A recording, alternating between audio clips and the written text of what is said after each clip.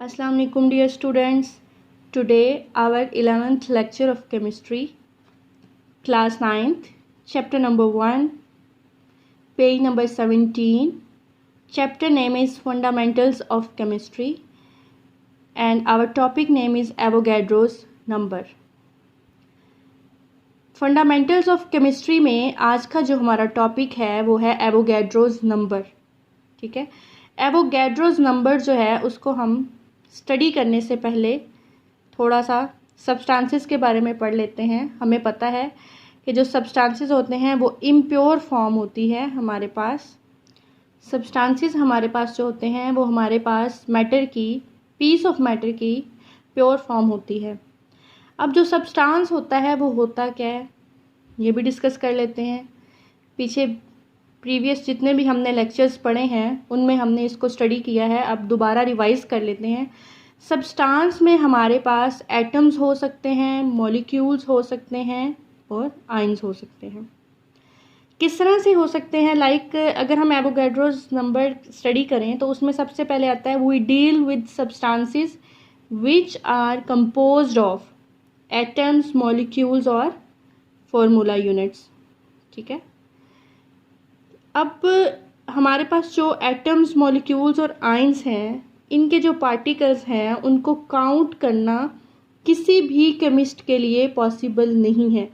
किसी भी केमिस्ट के लिए भी पॉसिबल नहीं है, किसी भी नॉर्मल ह्यूमन बीइंग के लिए भी पॉसिबल नहीं है, क्योंकि ये हमारे पास एक बहुत बड़ी अमाउंट है जिसको हम काउंट नहीं कर सकते.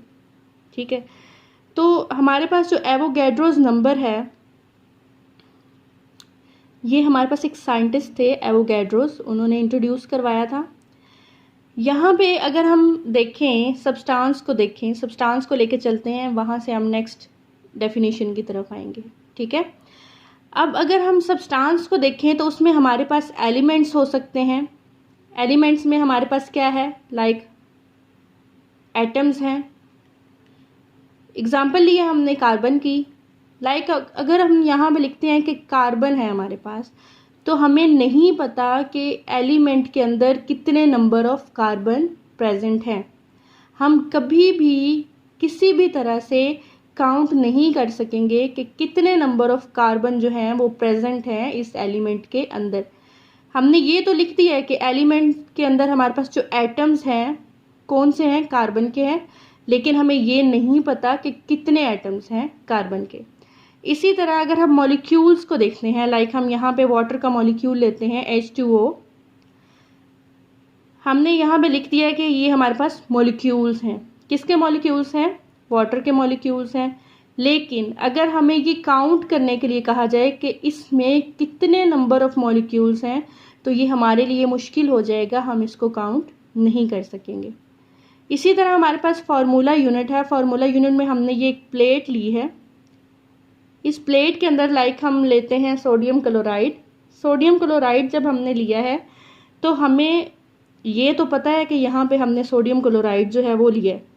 हमें ये नहीं पता कि उसमें कितने फार्मूला यूनिट्स प्रेजेंट हैं. तो हमारे लिए atoms, molecules and formula units को काउंट करना इम्पॉसिबल है. कोई भी केमिस्ट जो है इसको काउंट नहीं कर सकता. इसलिए हमारे पास एक साइंटिस्ट थे एवोगैड्रोज, उन्होंने इंट्रोड्यूस करवाया एवोगैड्रोज नंबर को. अब उसकी डेफिनेशन किस तरह से हो सकती है? It is collection of 6.02 10⁻23 particles. Particles में अब हमारे पास एटम्स हैं, मॉलिक्यूल्स हैं और आयंस हैं. कलेक्शन हमारे पास क्या है? हमारे पास अब ये एक वैल्यू गिवन है जिसके अकॉर्डिंग हमने देखना है एवोगैड्रोज नंबर. किस तरह से? दोबारा बता देती हूँ. It is a collection of 6.02 10⁻23 particles. अब ये जो हमारे पास वैल्यू है 6.02 10⁻23 ये हमारे पास इक्वल होती है 1 मोल के. अगर हम 1 मोल देखें उसको, ये 1 मोल जो है, मोल का जो हमारा कॉन्सेप्ट है ये हम इसके बाद डिस्कस करेंगे अभी आपको मैं इतना बता दूं कि यहाँ पे जो हमारे पास 1 मोल है वो हमारे पास इक्वल टू है 6.02 10⁻23। अच्छा, अब ये जो हमारे पास वैल्यू गिवन है जिसको हम बोल रहे हैं ये हमारे पास 1 मोल के इक्वल है, इसने इजी कर दिया है हमें अंडरस्टैंड करना। क्या अंडरस्टैंड करना इजी कर दिया है? पार्टिकल्स को। पार्टिकल्स में जो हमारे पास एटम्स हैं, मॉलिक्यूल्स हैं, फार्मूला यूनिट्स हैं, इनको अंडरस्टैंडिंग में इजी कर दिया है हमें ये मोल ने, 1 मोल ने। लाइक अगर हम यहाँ पर देखते हैं कि हमारे पास जो कार्बन एलिमेंट्स हैं उनमें एटम्स जो हैं वो कितने प्रेजेंट हैं ये तो हम काउंट नहीं कर सकते, लेकिन अगर हम कहेंगे कि 1 mole of carbon atoms, carbon के जो एलिमेंट्स हैं उसमें 1 मोल में कितने प्रेजेंट हैं तो वो हम बता सकेंगे वो हमारे पास कितने हैं, 6.02 10⁻23, क्योंकि हम पढ़ चुके हैं कि ये हमारे पास वैल्यू इक्वल होती है 1 मोल के। इसी तरह अगर हम मॉलिक्यूल को स्टडी करना चाहेंगे तो हमारे लिए ये मुश्किल होगा इसके मॉलिक्यूल्स को काउंट करना, लेकिन अगर हम 1 मोल साथ कंडीशन लगा देंगे तो हमारे लिए ये इजी हो जाएगा, हम ये फाइंड कर सकें कि हमारे पास 1 मोल जो हमारे पास मॉलिक्यूल है H2O का उसमें कितने मॉलिक्यूल प्रेजेंट हैं। सेम हमारे पास ये फॉर्मूला यूनिट के लिए भी अप्लाई होता है। अब इसकी रिप्रेजेंटेशन हम किस तरह से करते हैं, Na, N और A दोनों कैपिटल ही हम लिखते हैं, लेकिन लिखते किस तरह से हैं, N कैपिटल और यहाँ पे कॉर्नर में हम A जो है वो लिखेंगे। ये हमारे पास रिप्रेजेंटेशन है एवोगैड्रोस नंबर की। यहाँ में हम एग्जांपल अगर देखें मॉलिक्यूल की, वाटर की, अगर हमने देखना है कि यहाँ पे हमारे पास मॉलिक्यूल्स कितने प्रेजेंट हैं वाटर के, तो यहाँ पे हम लिखेंगे हाइड्रोजन की, कितने हाइड्रोजन के एटम हैं 2, और ऑक्सीजन के हमारे पास कितने हैं 1, इसलिए वो लिखने की ज़रूरत तो नहीं है लेकिन मैं लिख देती हूँ। यहाँ पे हमारे पास 1 ऑक्सीजन है हमारे पास, ठीक है। अब हमने कैलकुलेट क्या करना है, H2O में हमने देखने हैं कि कितने हमारे पास मोल्स प्रेजेंट हैं। यहाँ पे हमने इसकी रेशियो लिख ली है। अब यहाँ पे हमने लिखना है 2 मल्टीप्लाई 6.02 10⁻23। इधर ऑक्सीजन का हमने लिख लेना है 6.02 10⁻23। अब ये जो हमारे पास हैं ये हमारे पास 1 मोल ऑफ वाटर प्रेजेंट है। अगर हम इसको कैलकुलेट कर रहे हैं with the help of Avogadro's number तो हमारे पास जो वाटर है 1 मोल का वो ये होगा, 1 मोल में 1 मोल ऑफ वाटर में हमारे पास प्रेजेंट है ये अमाउंट, ठीक है।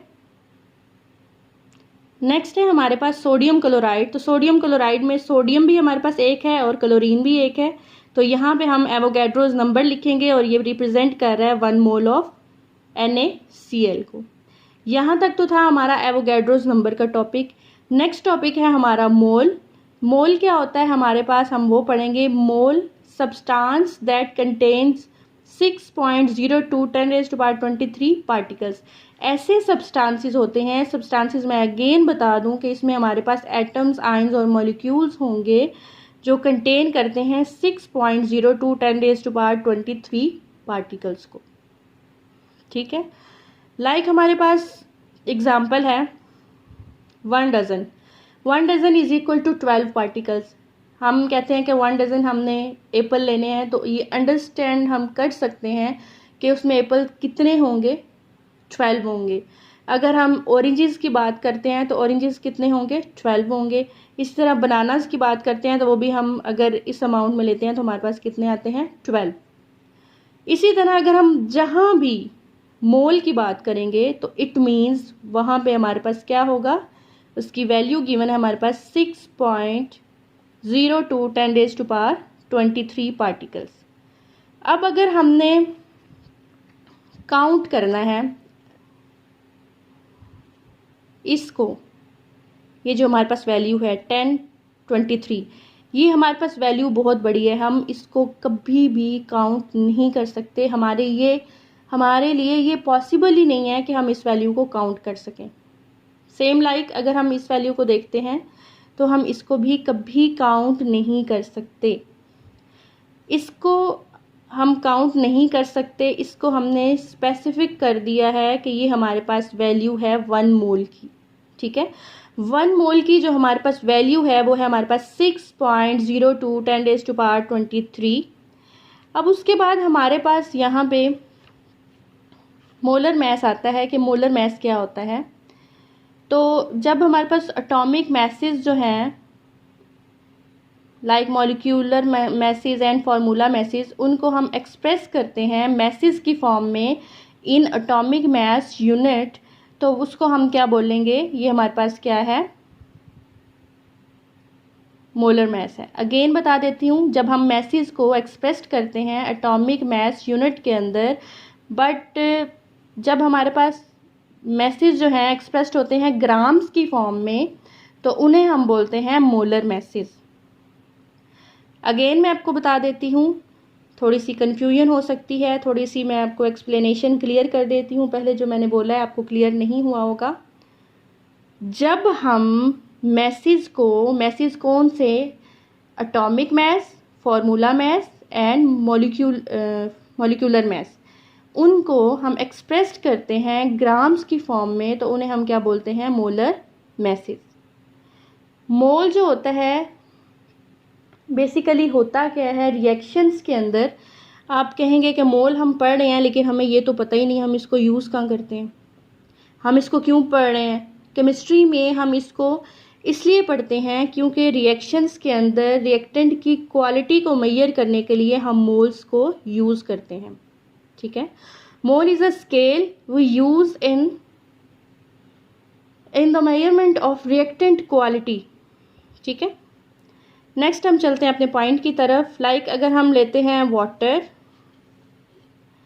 हमें नहीं पता कि वाटर के अंदर कितने हमारे पास मॉलिक्यूल प्रेजेंट हैं, तो हम काउंट कर लेंगे। यहाँ पे हमारे पास हाइड्रोजन है, यहाँ पे हाफ मोल हमारे पास, हाफ हमारे पास ऑक्सीजन है, इन दोनों के कम्बिनेशन से हमारे पास वाटर बन रहा है। ठीक है, तो इसके बाद अगर हम देखें हमारे पास एग्जांपल है कार्बन की, कार्बन 12, इसका मास कितना है 12 ग्राम, अगर हम इसको ग्राम में एक्सप्रेस कर रहे हैं। ठीक है, मैंने आपको बताया है अभी कि जब हम मैसेज को ग्राम्स में एक्सप्रेस करते हैं तो वो हमारे पास क्या होते हैं, मोलर मैसेज। अब यहाँ पे हमारे पास कार्बन का 12 ग्राम है तो ये इक्वल टू होगा 1 मोल के। अगर हम वाटर का देखें एटॉमिक मास कितना है तो वो है 18, और जब हम उसको ग्राम की फॉर्म में लिखेंगे तो वो होगा 18 ग्राम, और 18 ग्राम इक्वल टू है हमारे पास 1 मोल के। सेम हमारे पास है सोडियम क्लोराइड का जो एटॉमिक मास है वो है हमारे पास 58 ग्राम, और 58 ग्राम जो है वो हमारे पास इक्वल टू होगा 1 मोल के। इसी तरह हमारे पास आता है H2SO4 जो है इसका एटॉमिक मास है हमारे पास 98, और 98 को जब हम ग्राम की फॉर्म में लिखेंगे तो वो होगा 98 ग्राम, और ये हमारे पास इक्वल होता है 1 मोल के। अब हम चलते हैं न्यूमेरिकल वैल्यू को फाइंड करने के लिए, आपको हेल्प हो जाएगी। न्यूमेरिकल्स आपने खुद करने हैं, आपको मैंने प्रीवियस लेक्चर्स में भी 1-2 न्यूमेरिकल्स करवाए हैं, उसको देखते हुए आपने दूसरे जो आपको गिवन है एग्जांपल्स आपने उसको भी फाइंड करना है, आपने उसको भी सॉल्व करना है। और आपको मैं अब ये भी बता देती हूँ, लाइक हमारे पास क्या है 12 ग्राम H2O। ठीक है, 12 ग्राम H2O है, तो इसमें अब हमने देखना है number of moles. Number of moles हमारे पास कितने हैं, नंबर ऑफ मोल्स के लिए जो हम फॉर्मूला यूज़ करेंगे वो है हमारे पास given mass over molar mass. Molar mass क्या होगा, जो कि हम एक्सप्रेस कर रहे हैं in the form of grams. ठीक है, यहाँ पे अब हमारे पास ये क्या है 12 गिवन मास है, जबकि ये 18 जो है ये हमारे पास मोलर मास है। जब हम इसको सॉल्व करेंगे तो यहाँ पे हमारे पास आएगा 2/3 को जब हम डिवीजन करेंगे, हम इसको फर्दर जो है सॉल्व करेंगे तो हमारे पास आएगा 0.67। ठीक है, 67। अब ये जो हमारे पास 12 ग्राम ऑफ वाटर है उसके अंदर नंबर ऑफ मोल्स हैं वो कितने आए हैं 0.67। इसी तरह एक और फार्मूला है, फार्मूला यही है, लेकिन अगर हमने इसमें यूज़ अप्लाई करने हैं और फाइंड करना है, सॉरी, जब हमने फाइंड करना है मास ऑफ सब्सटेंस, तो हम इसी फार्मूला को अरेंज कर लेंगे। अरेंज किस तरह से करेंगे? लाइक हमारे पास है number of moles is equal to given mass over molar mass. ये तो हमारे पास था नंबर ऑफ मोल्स को फाइंड करने के लिए। अगर अब हमने मास फाइंड करना है, तो मास फाइंड करने के लिए हम इस फार्मूला को अरेंज कर देंगे। किस तरह से अरेंज करेंगे? यहाँ पे ये हमारे पास है मास ऑफ सब्सटेंस, यहाँ पे ये हमारे पास जो मोलर मास है ये यहाँ पे डिवाइड हो रहा है, तो जब हम इसको इस साइड पे लेके आएंगे तो ये मल्टीप्लाई होगा। यहाँ पे हमारे पास क्या आ जाएगा? Number of moles multiply molar mass. अब ये जो हमने फार्मूला है अरेंज किया, ये हमने क्या फाइंड करने के लिए किया है? Mass of substance. In formulas को यूज़ करते हुए स्टूडेंट्स आपने इसके अंदर जो न्यूमेरिकल्स गिवन हैं वो आपने सॉल्व करने हैं। जहाँ से आपको समझ ना आए आप पूछ सकते हैं।